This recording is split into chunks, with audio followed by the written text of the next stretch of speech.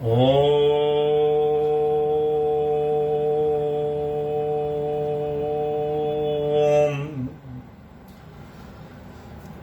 ओम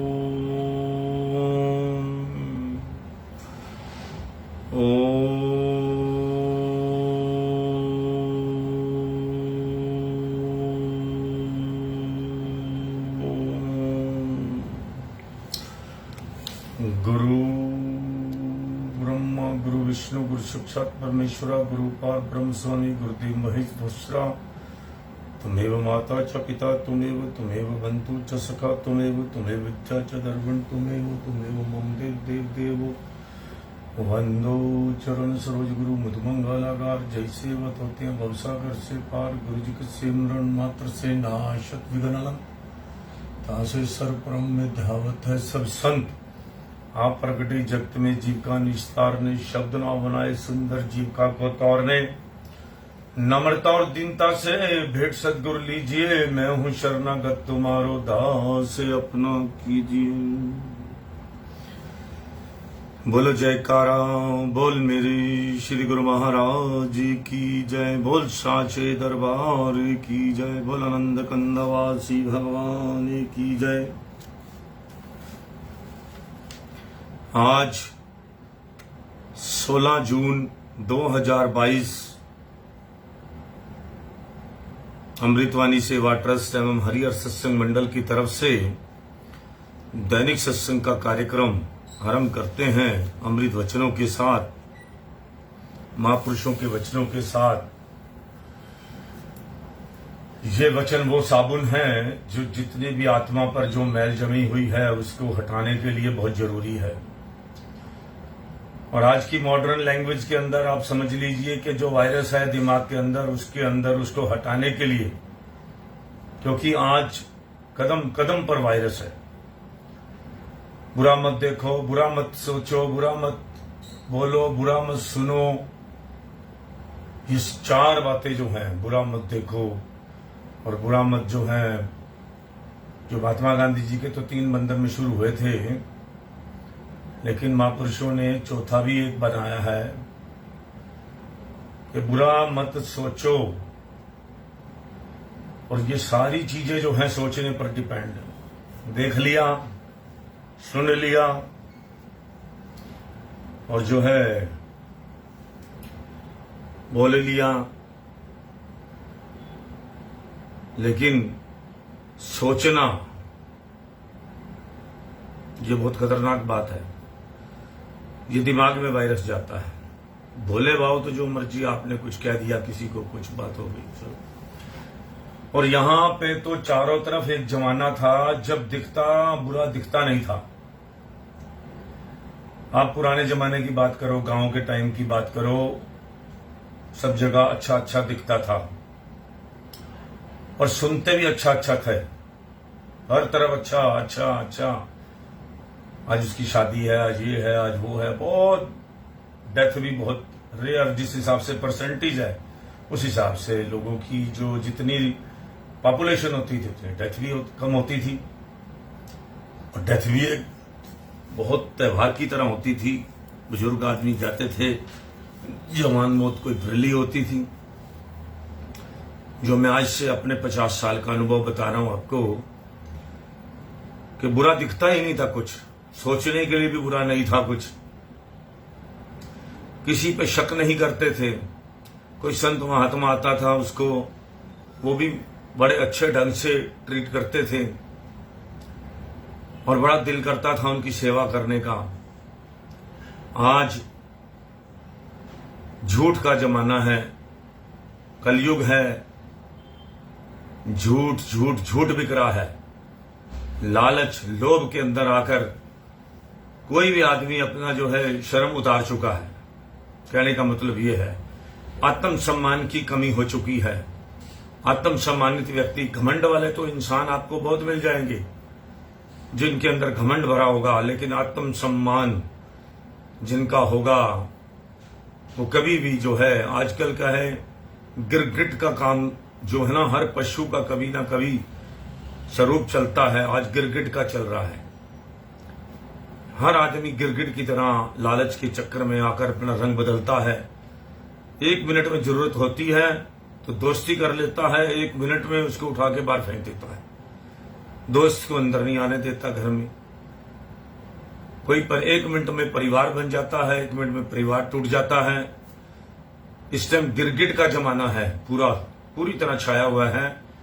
अगर कोई सत्संग सुन रहा है तो हाथ उठा के कह सकता है कि हाँ जी, गिरगिट का जमाना है कि नहीं, रंग बदल रहा है कि नहीं, किस तरह से दुनिया अपना रंग बदलती है। काम होगा तो परिवार बन जाएगा, एकदम रिश्तेदार बन जाएगा। दूर के रिश्तेदार को भी कह देंगे हमारा है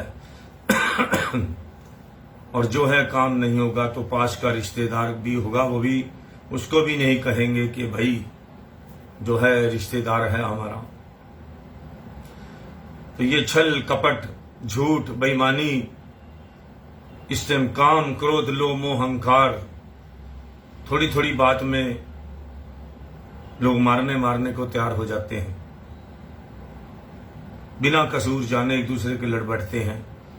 सड़कों पे आम चीज देखी जा सकती है। ये सब क्या हो रहा है? ये सब कलयुग का फेर है। सब्र नहीं है किसी में, संतोष नहीं है, धैर्य नहीं है, और जो है हर आदमी लालची है। जो है उसमें संतुष्ट नहीं है, जो है उसमें संतुष्ट नहीं है, और की कामना करता है, और जो है उसको भोग नहीं पा रहा। तो कितनी सारी त्रुटियां आ चुकी हैं हमारे इस दुनिया के अंदर। हर जगह त्रुटि है, और इसका एक ही तरीका है त्रुटियां दूर करने का कि महापुरुषों के वचनों पे चलो, भ्रम ज्ञान बिल्कुल छोड़ दो।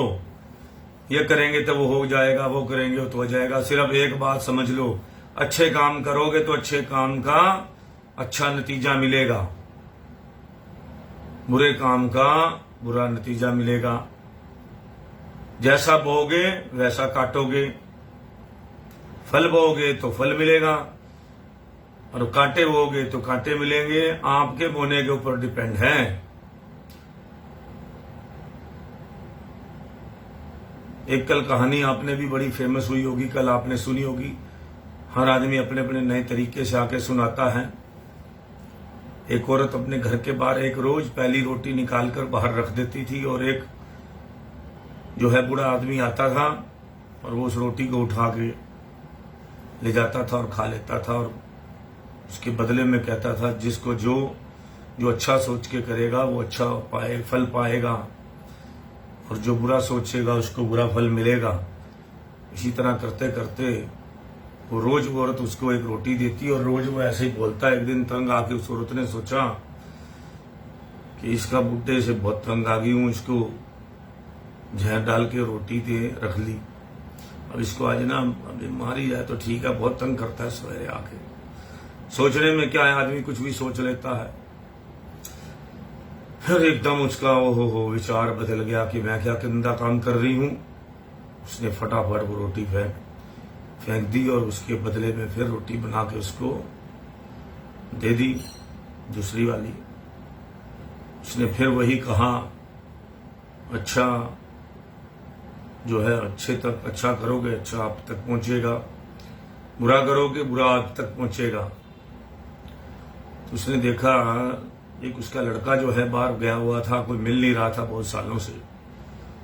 अचानक वो एक दिन क्या देखती है कि अपना दरवाजा खोलती है रोटी देने के लिए, तो वो जो अगले दिन देखती है तो उसका लड़का जो है गेट पे खड़ा होता है, बड़ा फटे हाल बुरे हाल। तो उसने कहा माँ को देखता है, माँ देखती है उसकी बहुत बुरी हालत है, भूखा है। तो उसने कहा माँ आज तो मैं किसी तरीके बहुत भूख लगी थी, किसी तरीके बाबा ने बचा दिया, उसने मुझे रोटी दे दी और उसने फिर ये कहा अच्छा किया हुआ आप तक पहुंचेगा, बुरा किया हुआ भी आप तक पहुंचेगा। तो गुड़िया को याद आया हो आज तो मैंने वो उसको जहर वाली रोटी दे रही थी, अगर वो दे दी होती तो उसने इसको दे देनी थी, मेरा बच्चा मर जाता। तो तब उसके आंखें खुली उस बात को सुन के कि अच्छा करोगे आप तक पहुंचेगा, बुरा करोगे वो भी आप तक पहुंचेगा। तो ये बात हमेशा याद रखो, जैसा करोगे वैसा भरना पड़ेगा। ये बातें हैं, बाकी सब वहम है, ब्रह्म ज्ञान है। कितने मर्जी दुनिया के उपाय कर लो, ये कर लो जी, ये तरा लो, ये कर लो, वो कर लो, इससे ये फायदा होगा, इससे ये फायदा होगा। सिर्फ एक नाम, प्रभु का नाम है जो छतरी की तरह काम करेगा, जो आपको बारिश आएगी जैसे बचाता है ना। बारिश आ जाती है तो छतरी होती है आपके पास, तो खोल लेते तो बच जाते हैं आप भीगने से। इसी तरह जो नाम है, प्रभु का सिमरन है, वो छतरी का काम करेगा और कुछ भी काम नहीं आना आपके।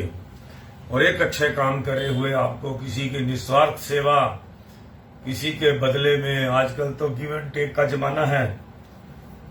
मतलब के पीछे लोग मतलब के लिए घूम रहे हैं, मतलब के लिए दोस्ती है, मतलब की रिश्तेदारी है। उस तरह चलोगे तो निस्वार्थ सेवा तो ना हुई, कोई धर्म का काम तो ना हुआ, तो आपके अकाउंट में तो खाली है। तो क्या मिलेगा आपको? कुछ नहीं मिलना। आपका अकाउंट भरा रहना चाहिए। और वो एक ही तरीका है जो परलोक में भी काम आएगा, लोक में भी काम आएगा। सेवा, सिमरन, सत्संग, ये सब जो है ये अपना जो है ये अच्छे कामों से होगा, प्रभु के नाम से होगा। आप दयालु हैं, अपने बच्चों को भी यही सिखाइए। परोपकार हैं, वो भी बच्चों के अंदर गुण डालिए। किसी की मदद करने की गुण डालिए। एक जमाना होता था, हम लोग जब जो है कोई देखते थे सड़क पे, जान नहीं पहचान नहीं, उसकी मदद के लिए खड़े हो जाते थे। कोई कुछ कहता था इस गरीब लड़की की शादी करनी है, सभी खड़े हो जाते थे। आज जो है इतना ऐसा जमाना आ चुका है, सब नकली नकली देख कर लोग किसी की मदद भी करने को तैयार नहीं। शेर आया, शेर आया, एक कहानी होती थी और एक दिन शेर सचमुच आ गया। वो बंदा एक झूठ बोलता था, शेर आया, शेर आया, शेर आया, और सब डर जाते थे। एक दिन सचमुच आके उसको खा गया। शेर आया, कोई गया ही नहीं, उसने कहा तो रोज झूठ बोलता है। तो आज का समय आ गया है झूठ बोलने वाला, और एक दिन शेर आके खा भी जाएगा, और पता कोई आएगा भी नहीं किसी को बचाने के लिए, क्योंकि हर आदमी की झूठ बोलने की आदत रह गई है। झूठ बोलते हैं, इतना झूठ का पसारा है। किसी से व्यापार कर लीजिए, सब झूठ बोलते हैं, विश्वास ही नहीं करता किसी पे। एक इंसान आए मेरे पास, उन्होंने कहा एक मुझे कहीं से पैसे ले दीजिए, मैं आपको 5 दिन बाद लौटा दूंगा, 5 लाख रुपया दे दीजिए। पहले तो मैंने ये सोचा कि ये इतना बड़ा आदमी था, आज तो चलो पैसे कम है इसके पास, दुनिया इसका कितना बड़ा, ये बहुत कुदरत की तरफ से कितनी एजेंसियां, कितना कुछ, सब कुछ था। तो क्या एक मैं ही, आज तक तो मैं इससे बोला नहीं, कभी मेरी दोस्ती थी कभी जमाने में, तो मेरे से ये पैसे लेने आया है और 5 दिन बाद लौटा देगा, कहीं से आ रहे हैं कहता है। फिर 5, 10, 15 दिन बाद बोला कि 5 लाख रुपया दे दो, फिर लौटा दूंगा, मेरे 10-15 दिन में पैसे आने हैं। और आज इस बात को 4-6 महीने हो गए, अभी तक वो मांग रहा है कि मेरे पैसे आए हैं, मुझे पैसे दे दो। तो समय का क्या है, झूठ झूठ झूठ। मेरे इतने मकान, मेरी इतनी कोठियां मेरे पास है, मैं प्रॉपर्टी बेचना नहीं चाहता, इतने पैसे दे दीजिए। आज कितनी दुनिया, चारों तरफ आपने के इलाकों में देखो, लोग पैसे ले लेके भाग रहे हैं। क्या करोगे जिन दुनिया का, एक दिन सब लुट जाएगा। ऐसे ही सब झूठ बोल बोल के, आप भी एक बात याद रखिए, झूठ मत बोलिए। झूठ बोलने की आदत छोड़ने का पहले खुद से काम कीजिए, जो है सच कह दीजिए। सच में बहुत बड़ी ताकत होती है। झूठ बोलने से आदमी को, हाँ कोई ऐसा झूठ मत बोलो, हाँ दिलासा देने के लिए तो कभी आप किसी को हल्का फुल्का कह सकते हो कि उसका दिल ना टूटे, लेकिन प्योर झूठ ऐसा ना बोलो कि वो आपकी आस में रहे और उसका नुकसान हो जाए। जिसको भी है सच्ची बात कह दीजिए, जिससे क्या है अगला जो है अपना जो और रास्ता देखे। दिखावा ना करना, कर्म को गुप्त रखना ही उन्नति का साधन समझो। बाहर भटकना छोड़ भीतर झांको, क्योंकि बाहर तो जहां जाओगे 5 तत्वों का विस्तार ही दिखाई देगा। संसार में ऐसी कोई वस्तु दिखाई नहीं देती जिससे तृप्ति उपलब्ध हो, इसलिए इसकी आशा त्याग एक मालिक की आस रखो जिसकी शाश्वत प्राप्ति हो। संसार में सबसे बड़ा आश्चर्य ये है कि इंसान यह देख रहा है कि प्राणी मृत्यु के गाल में जा रहे हैं, परंतु फिर भी वह स्वयं को स्थिर समझता है। सतर्क होकर मन से युद्ध करो। इस प्रकार लोहे को लोहा काटता है, उसी प्रकार शेष कर्मों से बुरे कर्मों की जड़ को काट दो। तुम अपना धर्म पूरी तरह निभाओ, दूसरे के धर्म में बाधक ना बनो। तुम उन्हें देखकर प्रसन्न हो जिन्हें देखकर तुम्हारे मालिक प्रसन्न होते हैं। यदि हमें मालिक नहीं अपनाते, इससे हमारा ही दोष है, क्योंकि हमने अभी तक मनमति का त्याग नहीं किया और संसार के दुख सुख मान अपमान में अपनी सुरती को फंसा रखा है। हम करते कम है और मांगते अधिक हैं, किंतु उपलब्ध वही होगा जिसके हम अधिकारी हैं, इसलिए सदैव अप्रसन्न रहते हैं। सच्चे वैरागी को संसार की अच्छी से अच्छी वस्तु, यहाँ तक कि शारीरिक आवश्यकताएं भी बोझ स्वरूप नजर आती हैं। मैं अपनी आवश्यकताएं इस प्रकार पूर्ण करते हैं, वे अपनी आवश्यकताएं इस प्रकार पूर्ण करते हैं जैसे रोगी औषधि का प्रयोग करते हैं। कभी कभी हम परोपकार करते करते रुक जाते हैं कि हमारे विचारों के अनुसार कोई नहीं चलता, परंतु ऐसा होना नहीं चाहिए, क्योंकि संसार में हर प्रकार के विचारों के लोग होते हैं। दृढ़ता पूर्वक बढ़ते हुए अपने उद्देश्य को पूरा करने में जुटे रहना चाहिए। जिन्हें मृत्यु स्मरण है वे अपनी आत्मिक उन्नति से कभी काफिल नहीं होते। यदि भक्ति करना कठिन है तो 84 लाख भोगना भी कौन सा सरल है। नरक आदि सहन करने की अपेक्षा यहाँ की कठिनाइयां सहन करके भक्ति मार्ग में दृढ़ता से आगे बढ़ते जाना और अलौकिक सुख को पा लेना हजारों गुण उत्तम है। यदि तुम्हारी इच्छा अनुसार सब कुछ नहीं होता तो दिल में कोई विचार ना करो, धैर्य और सहनशीलता से मालिक की मौज में खुश रहो। जो सेवक भक्ति के गहरे भेदों से अनभिज्ञ है, कभी कभी भूलकर संसारियों के बाह्य आडंबर देखकर उसे सुखी और शांत समझने लगते हैं, परंतु यदि उन्हें भक्ति के वास्तविक आनंद का अनुभव हो जाए कि भक्ति मार्ग के सादा जीवन में अपार सुख और अथाह शांति समाई हुई है, तो फिर उन्हें संसारी आडंबर बिल्कुल फीके प्रतीत होंगे। देखिए कितने बड़े बड़े एक गुण की बात है। इतने गुणों ने, महापुरुषों ने इतने वचनों के अंदर हमें भरपूर कर दिया कि किसी चक्रों में मत फंसो, जिसको हमेशा मौत को याद रखो। पता नहीं आज के समय में कब आ जाए। अभी आज हम उनकी आत्मा के लिए शांति मांगते हैं। हमारे पड़ोस में एक यंग डेथ हुई है, बहुत अभी बच्चे भी छोटे थे, और जो है कल जो है अचानक आए तो उनको बोला कि मुझे कुछ हो रहा है, और बैठे बैठे बाथरूम में गए और गिर गए और चले गए। तो कोई आज का समय है, क्योंकि शरीरों में आजकल जान नहीं है, लोग खुराक खा नहीं रहे, जो भी खा रहे हैं नकली खा रहे हैं। और हमारी सरकार सो रही है, ना अमली दूध हमारे को नकली घी से बचाती है, ना हमारे को नकली दूध से बचाती है, ना हमारे को नकली तेल से बचाती है। कुछ भी खाने को असली नहीं है। सब्जियों में भी कल मैं देख रहा था लीची जो है बिल्कुल लाल थी, तो मैंने उसको चुपके से कहा, मैंने कहा ये तो रंग चली हुई लीची है, लीची इतनी कभी लाल होती नहीं है। आप बताइए, हर चीज हमारे पास, कहां से हम ताकतवर होंगे? हमारे पास असली पानी पीने को नहीं है। ये बड़े बड़े लीडर बड़ी बड़ी बातें करते हैं, और जो हमारी बेसिक जरूरतें हमारे पास नहीं है। ये हम कुरकुरे फुरकुरे, ये जो लपेट लपाट के बच्चे खा रहे हैं, इन पैकेटों में आ रहा है, इसकी कोई जांच नहीं है, स्वास्थ्य के लिए हानिकारक है या नहीं है। एक गुटखा तक हम बंद नहीं कर सकते। हमारे लीडर जो हैं गुटखे को बंद नहीं कर सकते, जिससे कैंसर होता है। कोई भी कैंसर की चीज जो है उसको हम बंद नहीं कर सकते। बंद बोरी का आटा कितने दिन तक पड़ा रहता है, जिसमें कीड़ा नहीं लगता, और बार बार व्हाट्सएप में लिखा हुआ आता है, और एक बार टीवी पर भी आ चुका है, कौन से चैनल पे आया कि ये बंद बोरी का आटा जो है, वैसे तो आटा रखो तो उसमें कीड़े पड़ जाते हैं, इसमें क्यों नहीं पड़ता? इसमें दवाई मिला रखी है कि इसमें कीड़ा ना पड़े। हम क्या चीज असली खा रहे हैं बताइए? घी खाते हैं तो उसमें बदबू आती है, क्या करें हम? कोई भी सरकार हमारे को बचाने के लिए साधन नहीं बना रही।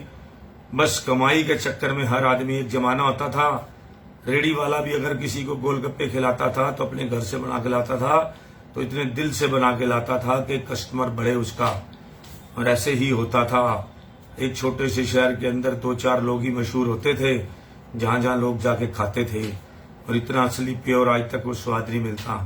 क्यों नहीं मिलता? क्योंकि हमारे आज तक किसी जगह मैंने नहीं छापा मारते किसी को देखा, सरकारी डिपार्टमेंट को, किसी फूड वाले को, कि किसी ने किसी का घी चेक किया हो, किसी ने किसी का कुछ चेक किया हो, कोई मसाले चेक किए हो। हम लोग जो हैं सब मिलावटी सामान खा रहे हैं। कैसी कैसी आपको बातें सुनाऊं इस सत्संग के अंदर, इसके अंदर सुनाने का दिल नहीं करता। आप भी उसके अंदर इन्वॉल्व हैं जो बेच रहे हैं।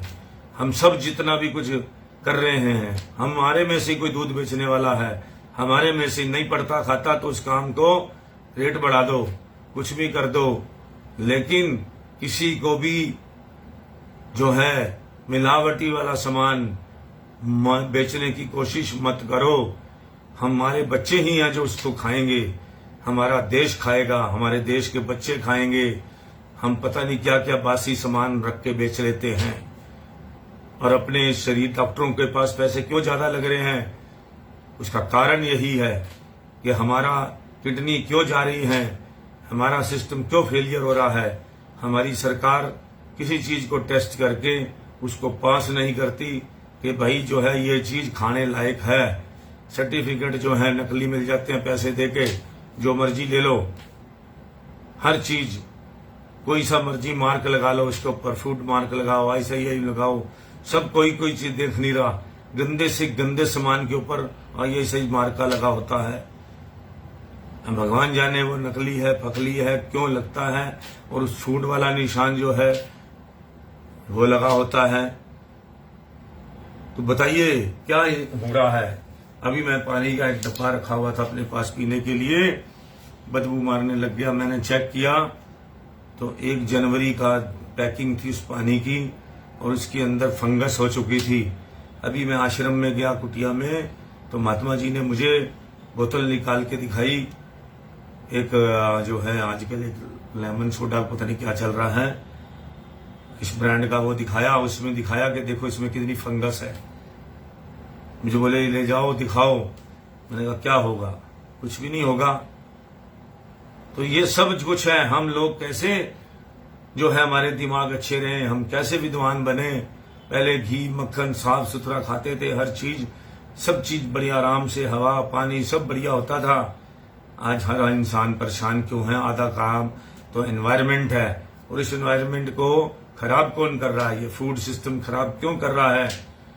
हम लोग ही विदेशों से जाकर जो इंपोर्ट करते हैं, वहां से गंदा सामान लाकर हम इस देश के लोगों को खिलाते, अपने देश के लोगों के साथ चीटिंग करते हैं।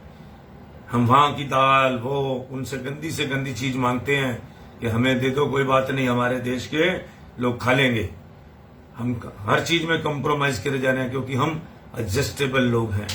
हम किसी चीज का विरोध ही नहीं करते, और ना आज तक विरोध करते करते आज हम अपना सब कुछ गवा बैठे। कि जितने भी दुनिया थी ये सारे, आज मैं एक बात पूछता हूं इस सत्संग के अंदर, कि जितना भी औरंगजेब के टाइम के अंदर कन्वर्टेड हुए थे हिंदू, वो कहां चले गए? आज इस बात को कोई पूछता है?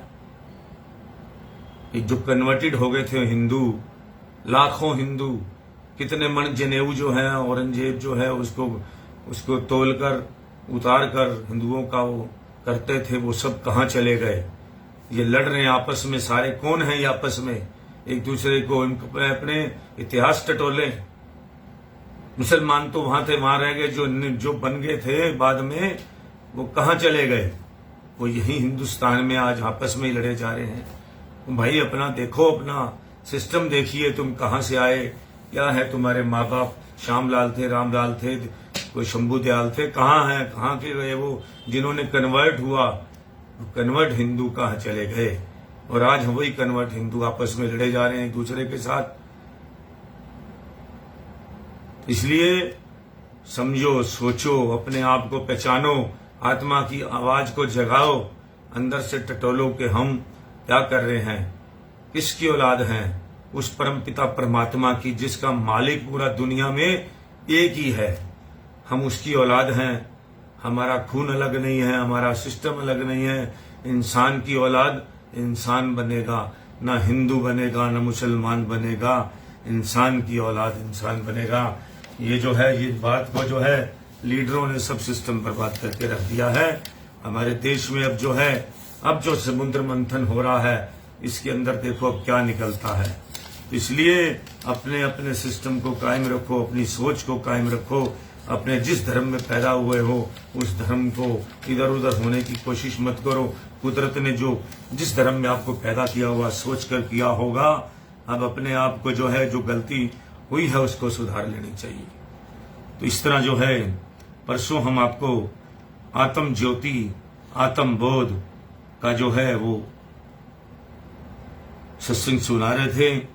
पूर्ण सदगुरु प्रकाश पुंज हैं, दिव्यता का वे अथाह सागर हैं, जिसकी एक एक बूंद मोक्ष दायिनी है। नाम अथवा शब्द जिसको अपूर्व दात है, जिसके द्वारा आत्मा को अपने भीतर अकुट खजानों की प्राप्ति होती है। जिस प्रकार एक चिंगारी पूरे ढेर को समाप्त करते देती है, उसी प्रकार नाम की ज्योति समस्त भौतिक इच्छाओं, आसक्ति, इंद्रियां, विषय, रस, भोगों का विनाश कर आत्मा को उस उत्कृष्ट मुकाम पर पहुंचा देती है, जहां आत्मा का मालिक के कुल पे मिलाप हो जाता है। साधक पूर्ण सदगुरु से नाम की अलौकिक दात प्राप्त कर जब पूर्ण निष्ठा व प्रेम से स्वयं को पूर्णता उसके चरणों में समर्पित कर देता है, तो सतगुरु केवल इस लोक में ही नहीं अपितु परलोक में भी उनके रंग संग शाही होते हैं। तब सेवक के कर्मों का लेखा जोखा धर्मराज नहीं पूछ सकते। सतगुरु अपने शिष्य की रक्षा स्वयं करते हैं। हर उपासक जिसे कृपा सिंधु पूर्ण सतगुरु की सुप्त छत्र छाया प्राप्त है, उसे काल लेश मात्र भी छू नहीं सकता। अपितु जो जीव सतगुरु के आश्रय से वंचित है, वे आवागमन के नियम से बंधे हुए हैं तथा जन्म मरण के दरुण दुख भोगते हैं। सतगुरु का सेवक नाम के अभ्यास द्वारा अनंता प्रभु परमात्मा में लीन हो जाता है। एक बार का वर्णन है कि नारद जी को निरंतर प्रभु नाम जपते करते रहते थे, नाम का जाप करते रहते थे। भगवान विष्णु नारद जी के संशय को दूर करने हेतु उन्हें कहा, नारद मर्त लोक में जाओ और किसी कीड़े के सम्मुख दिव्य नाम का उच्चारण करो। उसने ऐसा ही किया, लेकिन आश्चर्य, प्रभु का नाम उच्चारण करते ही वह कीड़ा मृत्यु को प्राप्त हो गया। नारद जी ने तुरंत भगवान विष्णु के पास जा पहुंचे और शिकायत करने लगे। भगवान विष्णु मुस्कुराने लगे और आदेश दिया, नारद देखो, उस फूल पर एक तितली बैठी है, उसके समक्ष अलौकिक नाम का उच्चारण करो। नारद जी ने तुरंत आज्ञा का पालन किया, परंतु और भी आश्चर्य, नाम सुनते ही तितली के भी प्राण निकल गए। नारद जी घबराकर भगवान विष्णु के पास पहुंचे। उन्होंने फिर आदेश दिया, ना जाओ नारद, हरिण के शावक को विशुद्ध नाम सुनाओ। आज्ञा का पालन करते हेतु नारद जी फिर मर्त्यलोक में आ गए। नाम को सुनते ही हरिण शावक के प्राण पखेरु उड़ गए। नारद जी तो अत्यधिक परेशान हो गए, शीघ्रता से भगवान विष्णु के पास आए। अभी पहुंचे ही थे भगवान विष्णु ने आदेश दिया, जाओ नारद, उस गाय के बछड़े को भी नाम सुना कर आओ। अनचाहे मन से नारद जी का आदेश पाल दिया। जैसे ही नारद जी ने प्रभु नाम दोहराया, बच्चे ने आखिरी श्वास ले ली। नारद जी निराश होकर प्रभु से शिकायत करने लगे, प्रभु आपका दिव्य नाम तो जीवों की रक्षा करता है, किंतु मैं तो देख रहा हूं जिसे भी मैंने आपका पावन नाम सुनाया उसने अपने प्राण ही त्याग दिए। भगवान विष्णु ने शिकायत कर ध्यान न देते हुए कहा, नारद जाओ, काशी नरेश के यहाँ पुत्र का जन्म हुआ है, उसे पावन नाम सुनाकर कृतार्थ करो। नारद जी घबरा गए, प्रभु मेरी और परीक्षा ना लो, मैं तो बदनाम हो जाऊंगा, लोग मुझे हत्यारा कहने लगे। भगवान विष्णु ने धीरज से कहा, नारद आखिरी बार जाओ और इस दिव्य नाम का उस शिशु के कर्णों में उच्चारण करो। नारद जी आदेश का पालन करते हेतु काशी राज्य में आ गए और सीधे राजमहल में पहुंचे। वहां जाकर खूब आदर सत्कार के साथ स्वागत किया गया। काशी नरेश ने विनम्र प्रार्थना कि मैं अत्यंत भाग्यशाली हूं जो आज के दिन आप जैसे महापुरुष ने मुझे दर्शन दिए, कृपया मेरे पुत्र को भी आशीर्वाद दें। नारद जी को तो इस अवसर की प्रतीक्षा थी। तुरंत उन्होंने शिशु के कान में नाम का उच्चारण किया। आश्चर्य, यह कैसा चमत्कार! प्रभु नाम सुनकर शिशु बोलने लगा है, हे महर्षि, मैं वास्तव में भाग्यशाली हूं, आपको मेरा प्रणाम। नारद जी हैरानी से शिशु को पूछने लगे, यह कैसे संभव हुआ? तुम कौन सी शक्ति प्राप्त हो जिसके द्वारा तुम बोल रहे हो? नारद बोला, मैं महर्षि, क्या आपने प्रभु के दिव्य नाम की महिमा व शक्ति को नहीं पहचाना? मैं ही वह कीड़ा हूं जो नाम के सुनते मृत्यु को प्राप्त हुआ। तितली भी मैं ही था, हिरण का बच्चा भी मैं ही था और गाय का बछड़ा भी मैं ही था। प्रभु नाम सुनकर मैं प्राण त्यागता रहा और उत्तरोत्तर जन्म लेता रहा। आखिर में मुझे मनुष्य जन्म प्राप्त हुआ। यह सब नाम की ही अपूर्व अलौकिक शक्ति द्वारा संभव हुआ। नाम मां शक्तिशाली है, नाम ही आवागमन के चक्र से छुड़ाने वाला है। यह सुनकर नारद जी के समस्त संशय दूर हुए और वह नाम की महिमा गाते हुए विष्णुपुरी में लौट गए। रामायण के अयोध्या कांड में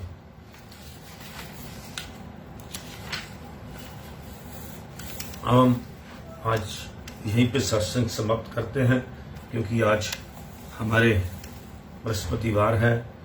हमने एक लंगर का कार्यक्रम रखा हुआ है, तो कभी कभी जो सेवा मिल जाती है तो उसको कर लेते हैं। तो 1 बजे आज लंगर हमने वहाँ पे हटवाना है, तो इसलिए जो है कल फिर मिलेंगे एक ब्रेक के बाद। तो आपने नाम की शक्ति की ताकत देख ली। जो गुरु भाई हैं, गुरुमुख हैं, जिनको नाम मिला हुआ अपनी जेब में लेके मत बैठो, उसको जपो, रात दिन जपो, जब मिले समय में जपो। कोई टाइम नहीं होता नाम जपने का। इस नाम की महिमा का आपने देख ही लिया कि अपरंपार लीला है। इसलिए प्रभु का नाम जपो और अपने आप को ये लोक भी और अगला लोक भी परलोक और सवेला कर लो। और जो है ये सिर्फ डायलॉग नहीं है, इसको समझो बात को। ये सत्संग कोई मामूली सत्संग नहीं होता, इसको इम्प्लीमेशन में लाओ और इस नाम को जपो।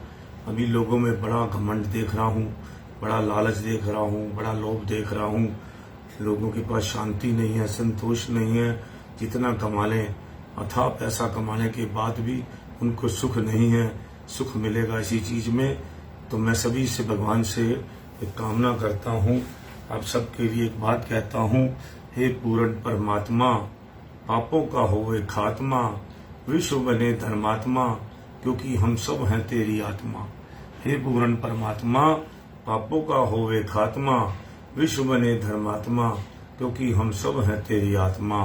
बोलो जयकारा बोल मेरे श्री गुरु महाराज। आप सभी गुरुमुखों को, सभी सत्संगियों को जय सच्चिदानंद, जय सच्चिदानंद, जय सच्चिदानंद, जय।